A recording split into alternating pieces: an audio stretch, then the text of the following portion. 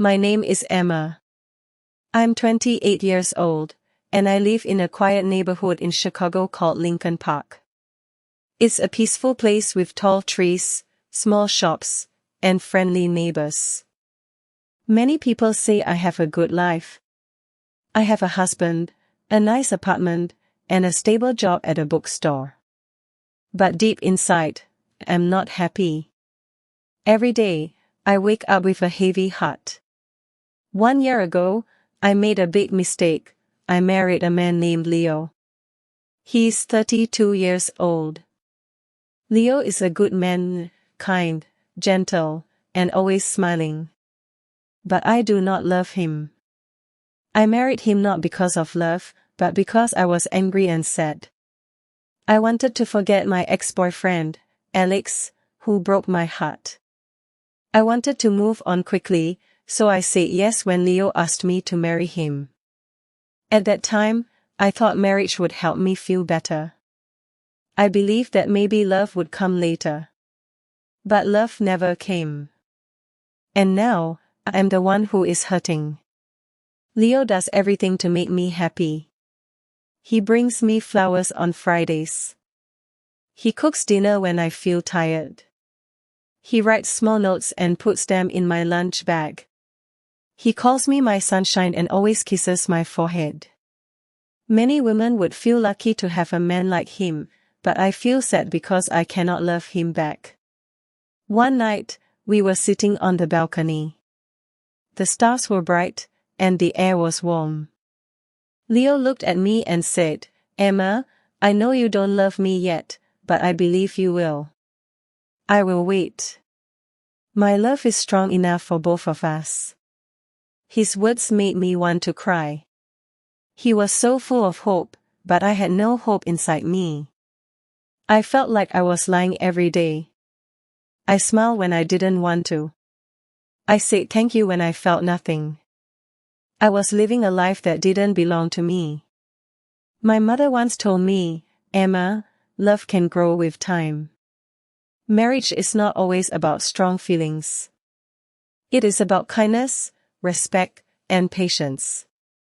I tried to believe her. I tried to be patient. But every day, I felt more and more like a stranger in my own life. One Friday evening, Leo made a special dinner for me. He cooked my favorite dish, chicken pasta with garlic bread. He lit candles, played soft music, and even wore the blue shirt I liked. He said, "This is for you, Emma. You are my everything." I looked at him, smiled a little, and said, "Thank you." But inside, I felt empty. I couldn't enjoy the food. I couldn't enjoy the music. I felt like I was acting in a play, not living a real life. After dinner, Leo took my hand and said, "Let's go for a walk." We walked to the small park near our apartment. There, under the old oak tree, Leo had proposed to me 1 year ago. He smiled and said, "Remember this place? I told you I would love you forever." I looked at the tree, then at him. I wanted to scream, "I don't love you, Leo." But I stayed quiet. I didn't want to hurt him. He looked so happy, so full of love, and I felt like a terrible person. That night, I couldn't sleep. I stared at the ceiling for hours. I thought about my life, my choices, and my heart. I asked myself, will I ever feel happy again? The next morning, my best friend, Nina, called me. She said, "Emma, your voice sounds tired. Are you okay?" I wanted to say yes, but I couldn't lie. So I told her the truth. "I don't love Leo," I said softly. "I married him because I wanted to forget someone else. But I feel trapped now. I feel sad every day." Nina was quiet for a moment. Then she said, "Maybe you need some space. Maybe time apart will help you understand your heart better." I shook my head. "It's not time, Nina. My heart just doesn't feel anything for him. Later that day, I sat with Leo on the sofa. I tried to speak. Leo, I said, I need to talk to you. But before I could say more, he stopped me. I know what you're going to say, he said quickly. Please don't give up on us yet, Emma. I still believe we can make this work. His eyes were full of hope again, and I felt worse. I didn't want to destroy his hope, but I knew I couldn't give him what he needed. I felt tired, like I was carrying a heavy bag every day. One Sunday, Leo asked me something that shocked me.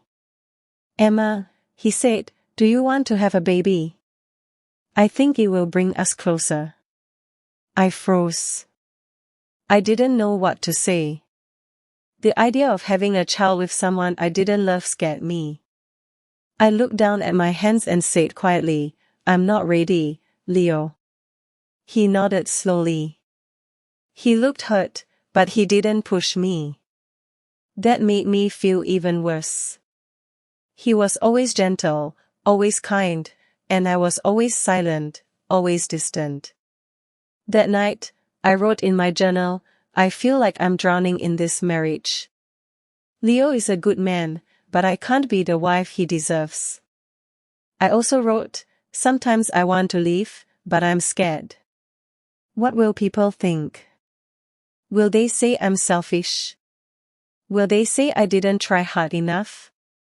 One evening, I packed a small bag. I planned to leave. I looked at Leo while he was sleeping. He looked peaceful. He looked happy. I stood by the door, holding my bag, but I couldn't do it. I put the bag down and sat on the floor. I cried quietly.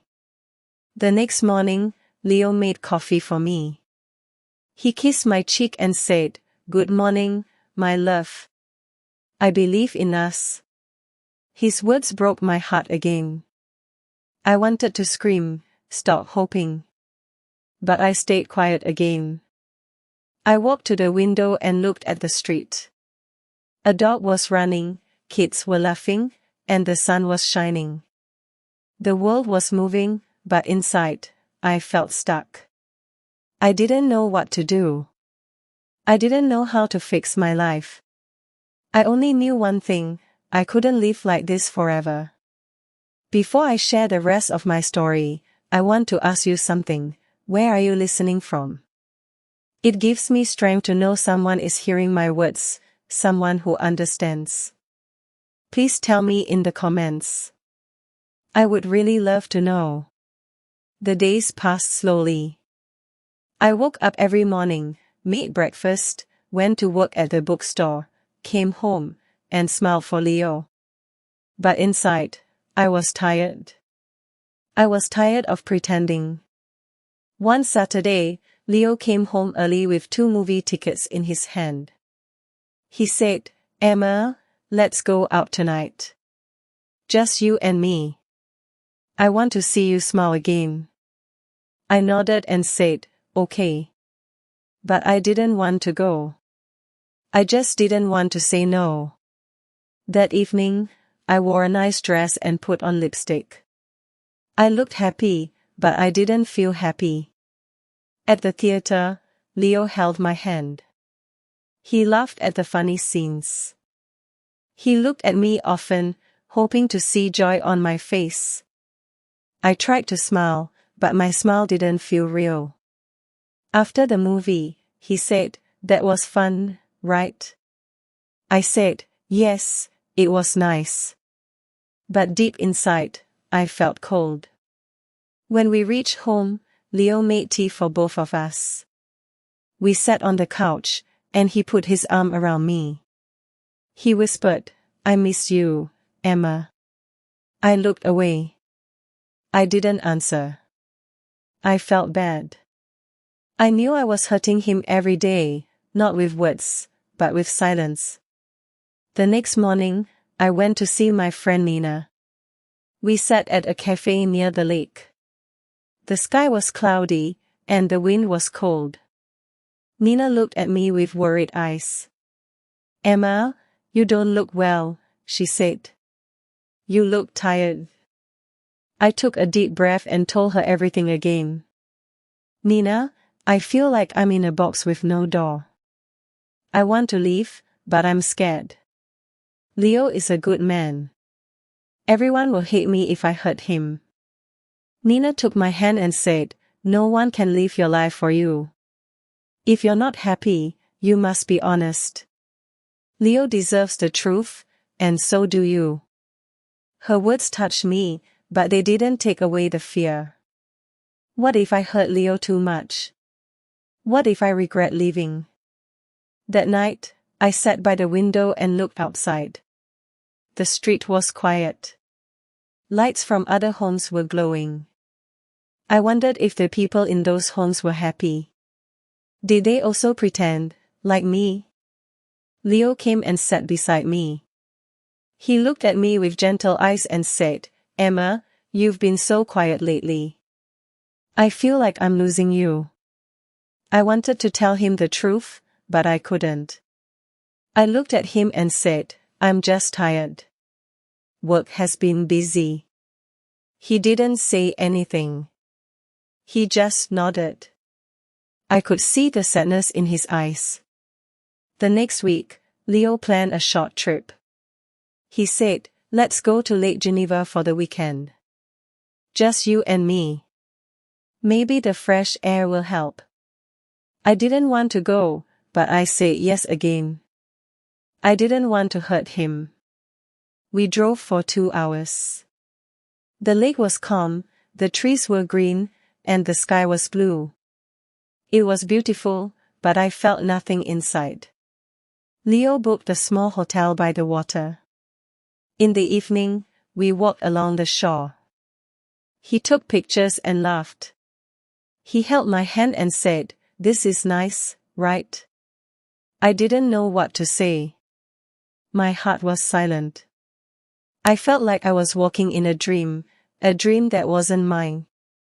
That night in the hotel, Leo gave me a small box. I opened it and saw a necklace with a tiny heart. He said, this is for you. My heart is yours. I looked at the necklace and felt tears in my eyes, not because I was happy, but because I knew I didn't deserve his love. Thank you, I said, my voice low. Later, when he fell asleep, I sat on the floor near the bed. I didn't want to cry out loud. I just sat there thinking. I thought about the day we met. I remembered how kind Leo was to me when Alex left. He helped me, listened to me, and made me smile again. But I never felt love for him. I married Leo because I was broken. I didn't think clearly. I thought being with someone nice was better than being alone. But now I see, it's worse to live without love. When we came back to Chicago, I started writing letters to myself. I didn't show them to anyone. I just wrote what I felt. One letter said, Emma, you are not a bad person. You made a mistake, but you didn't do it with hate. You wanted to feel better, but now you must be brave. You must find your truth. Another letter said, Leo is not your enemy. He is a good man, but he is not your home. You cannot give him what he needs. Writing helped me understand myself. It helped me see my own pain clearly. A few days later, Nina called me and said, Emma, you sound stronger. I said, I'm thinking about telling Leo everything. He deserves the truth. She said, I'm proud of you. That evening, I made tea and asked Leo to sit with me. My hands were shaking. I need to tell you something, I said. He looked at me and said, okay. I took a deep breath. Leo, I care about you. You are a good man. But I don't love you. I never did. I married you because I was hurting. I thought love would come later, but it didn't. Leo was quiet. He didn't move. His face was calm, but his eyes were wet. He said softly, "I knew, Emma. I saw it in your eyes. I just didn't want to believe it." Tears rolled down my cheeks. "I'm so sorry," I said. "I never wanted to hurt you." Leo nodded. "I love you, Emma. I really do. But I can't be the only one trying.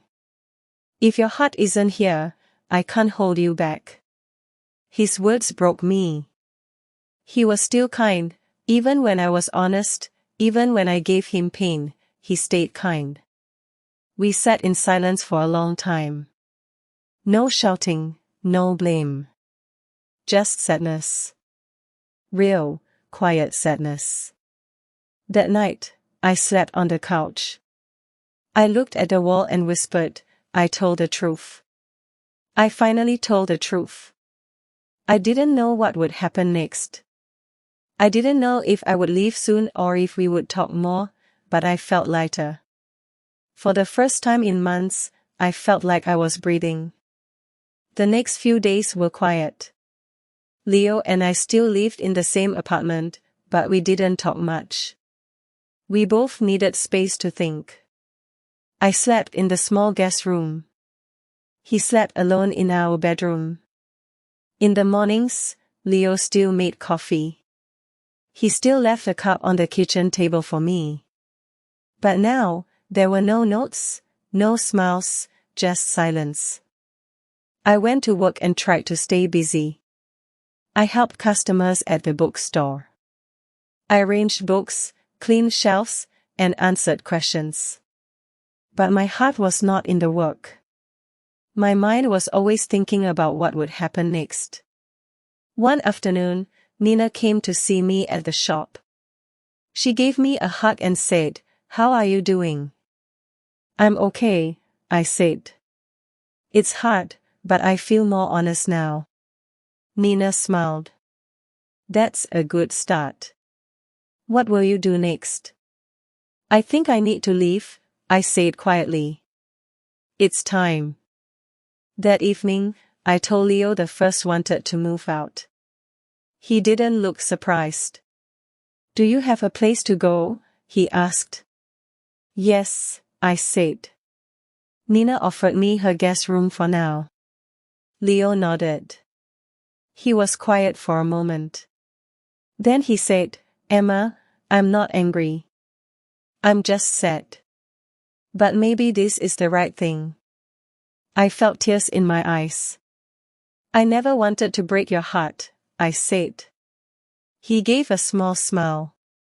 "You didn't break my heart, Emma. I gave it to you freely, even if you couldn't keep it. I don't regret loving you." His words were kind, but they made my heart ache. The next morning, I packed my clothes and a few books. I didn't take much. The apartment felt heavy with memories, even though we had only lived there for 1 year. I looked at the small things, his coffee mug, our wedding photo, the blanket we used while watching movies. Leo helped me carry my bag to the door. "If you ever need anything, call me," he said. I nodded. "Thank you for everything, Leo. You were always good to me." He looked at me one last time and said, "Take care, Emma." Then I walked out of the apartment. Nina was waiting in her car. She smiled and opened the door. "Let's go," she said. I sat beside her, and we drove away. I didn't look back. At Nina's apartment, I sat in the small guest room and cried, not because I miss Leo, but because I felt so many things: guilt, sadness, fear, and also a little hope. For the first time, I had made a choice for myself. I had told the truth. I had taken a step forward. The days passed slowly. I stayed at Nora's place for a few weeks. I helped her with cooking, cleaned the dishes, and sometimes watched movies with her. She never pushed me to talk, but she was always there when I needed to cry. I started going for long walks by the lake. I watched people walking their dogs, riding bikes, and drinking coffee on benches. I like watching life go on. It helped me feel calm. One day, I walked into a small cafe and saw a flyer for a creative writing class at the community center. Something inside me said, "Try this." So, I signed up. The class was small, just 8 people. We wrote stories and read them out loud. At first, I was shy, but slowly I started to enjoy it. I wrote about my feelings, my past, and my hopes. One evening after class, I wrote something in my notebook. I lost love before I even found it. But now I am finding myself. That sentence made me smile. A few weeks later, I got a message from Leo. He wrote, "Hi Emma. I just wanted to say I hope you're doing well. I'm taking some time for myself, too. I've joined a cooking class. It helps me stay busy." No pressure to reply. Just wanted you to know I'm okay. I stared at the message for a while. Then I replied, "Hi Leo. Thank you for your message. I'm glad you're doing okay. I'm in a writing class now. It's helping me too. Wishing you peace and happiness." We didn't talk again after that, but it felt good to say goodbye in a kind way. Months passed. I found a small studio apartment near the bookstore. It wasn't fancy, but it was mine. I painted the walls light yellow. I put flowers in the window and hung a picture of the lake. Every morning, I made my own coffee, sat by the window, and watched the world outside. I felt lonely sometimes, yes, but I also felt free. I still thought about Leo. I hoped he would find someone who truly loved him. He deserved that. He gave love with an open heart, and I hoped someone would do the same for him. One day, while cleaning my drawer, I found a heart necklace Leo had given me at the lake. I looked at it for a long time. Then I placed it in a small box and wrote a note. "Thank you for your kindness. I couldn't wear it, but I will never forget it." I left the box at Nor's place. She said she would return it to Leo for me. As the seasons changed, I changed too. I began to smile more. I made new friends in my writing class. I laughed again. I started to feel like me. One night, I looked in the mirror. I saw a woman with tired eyes but a soft smile, a woman who had been lost but was now walking her own path. I whispered to myself, "It's not a perfect story, but it's mine. I am still learning, still growing. I don't know what the future holds, but I know one thing now: never marry for the wrong reason. Never silence your heart." If someone out there feels like me, I want to say, you are not alone. It's okay to make mistakes. It's okay to start again. Be honest. Be brave. Your heart knows the truth. Thank you for listening to my story. It's not full of smiles and happy endings, but it's real. And sometimes, being real is the bravest thing we can be. If this story touched your heart, don't forget to like, comment, and share. More emotional and inspiring stories are coming soon.